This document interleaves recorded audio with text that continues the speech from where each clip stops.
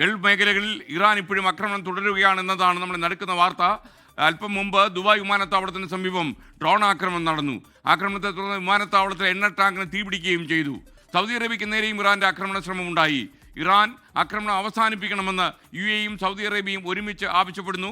ദുബായിൽ നിന്ന് മുഹമ്മദ് റഹീസും ജിദ്ദയിൽ നിന്ന് ജലീൽ കണ്ണമംഗലവും തത്സമയം ചേരുകയാണ്. ആദ്യം റഹീസിലേക്ക്. റഹീസ്, യഥാർത്ഥത്തിൽ എയർപോർട്ടിന് അടുത്തുള്ള ഓയിൽ ടാങ്കറിലേക്കാണോ ഈ ഡ്രോൺ വന്ന് പതിച്ചത്? എന്താണ് ഇപ്പോൾ ലേറ്റസ്റ്റ് വിവരം അവിടെ നിന്ന്? ഇന്ന് രാവിലെ ദുബായിയെ സംബന്ധിച്ചിടത്തോളം ആശങ്കപ്പെടുത്തുന്ന വിവരങ്ങളാണ് പുറത്തു വരുന്നത്. കാരണം ഇപ്പോൾ നിലവിൽ എയർപോർട്ടിനുള്ളിൽ ആക്രമണം ഉണ്ടായിരിക്കുന്നു എന്നുള്ള വിവരമാണ് പുറത്തു വരുന്നത്. എയർപോർട്ടിനുള്ളിലെ ഇത്തരത്തിൽ എയർപോർട്ടിനുള്ളിലെ എണ്ണ ടാങ്കറിന് തീപിടിച്ചിരിക്കുന്നു എന്നുള്ള ഔദ്യോഗികമായിട്ടുള്ള വിവരമാണ് ഇപ്പോൾ പുറത്തു വരുന്നത്. അപ്പോൾ ഇന്ന് രാവിലെ ഏതാണ്ട് ഒരു 1.5 മണിക്കൂർ മുൻപാണ് ഇത്തരത്തിലൊരു ആക്രമണം ഉണ്ടായതായിട്ടുള്ള പ്രാഥമിക വിവരം വരുന്നത്. അപ്പോൾ എയർപോർട്ടിന്റെ സമീപത്ത് ഇത്തരത്തിൽ ആക്രമണം ഉണ്ടായി എന്നാണ് ആ വിവരം. പക്ഷേ അതിന് പിന്നാലെ തന്നെ എയർപോർട്ടിനുള്ളിലാണ് ആക്രമണം ഉണ്ടായത് എന്നുള്ള വിവരം അത് സ്ഥിരീകരിച്ചിരുന്നു. ഡ്രോൺ ആക്രമണമാണ് ഉണ്ടായത് എന്ന് ദുബായ് മീഡിയ ഓഫീസ് അറിയിച്ചു. അതിന് പിന്നാലെ സമീപത്ത് നിന്ന് തീയും പുകയും ഒക്കെ ഉയരുന്നതായിട്ടുള്ള വിവരങ്ങൾ പുറത്തു വന്നു. ആദ്യഘട്ടത്തിൽ ഈ തീയും പുകയും ഒക്കെ ഉയർന്നു എന്നുള്ളത് മീഡിയ ഹൗസ് തന്നെ സ്ഥിരീകരിച്ചു. പിന്നീട് ഇപ്പോൾ അത് നിയന്ത്രണ വിധേയമാക്കി എന്നാണ് പറയുന്നത്.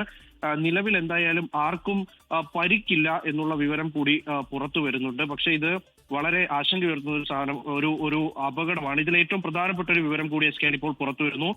ദുബായിൽ നിന്നുള്ള എല്ലാ വിമാന സർവീസുകളും താൽക്കാലികമായി നിർത്തിയിരിക്കുന്നു എന്നുള്ള പ്രധാനപ്പെട്ട ഒരു വിവരം പുറത്തു വരുന്നുണ്ട്. നേരത്തെ കഴിഞ്ഞ ബുള്ളറ്റിനുകളിലൊക്കെയും നമ്മളൊരു ആശങ്കയോടുകൂടി പങ്കുവച്ച വിവരമാണ്. അതായത് വിമാന സർവീസുകളൊക്കെയും താൽക്കാലികമായി നിർത്തിയേക്കും എന്നുള്ളത്.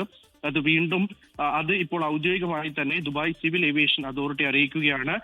ദുബായ് അന്താരാഷ്ട്ര വിമാനത്താവളത്തിൽ നിന്നുള്ള എല്ലാ സർവീസുകളും ഇപ്പോൾ സസ്പെൻഡ് ചെയ്തിരിക്കുന്നു, താൽക്കാലികമായി നിർത്തിവെച്ചിരിക്കുന്നു എന്നുള്ളത്.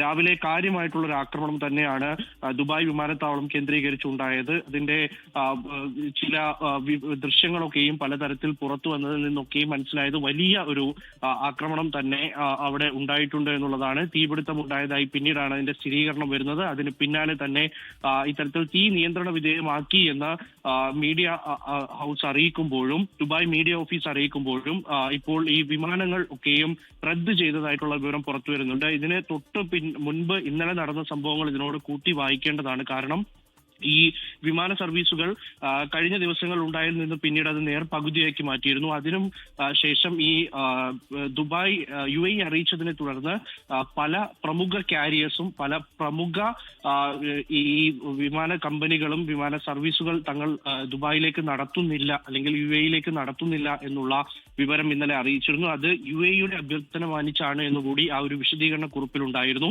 അതിന് പിന്നാലെയാണ് ഇത്തരത്തിൽ എയർപോർട്ട് കേന്ദ്രീകരിച്ചുള്ള ആക്രമണം ഉണ്ടായിരിക്കുന്നത്. നിലവിൽ ഇത് ഏതാണ്ട് 3-ാം തവണയാണ് ഇത്തരത്തിൽ ദുബായ് എയർപോർട്ടിൽ ഈ ആക്രമണത്തിൽ ഏതെങ്കിലും തരത്തിലുള്ള തീപിടുത്തമോ മറ്റോ ഒക്കെ ഉണ്ടാകുന്നത്. ആദ്യഘട്ടങ്ങളിലൊക്കെ ഈ ഡ്രോണിന്റെ അവശിഷ്ടങ്ങൾ തകർന്നു വീണുണ്ടായ ആക്രമണമാണ് എന്നാണ് ആദ്യഘട്ടങ്ങളിലെ ആക്രമണങ്ങളിലൊക്കെയും പറഞ്ഞിരുന്നത്. എങ്കിൽ ഇപ്പോൾ ഉണ്ടായിരിക്കുന്ന ഈ തീപിടുത്തം അത് ഡ്രോൺ വീണ് തന്നെയാണ്.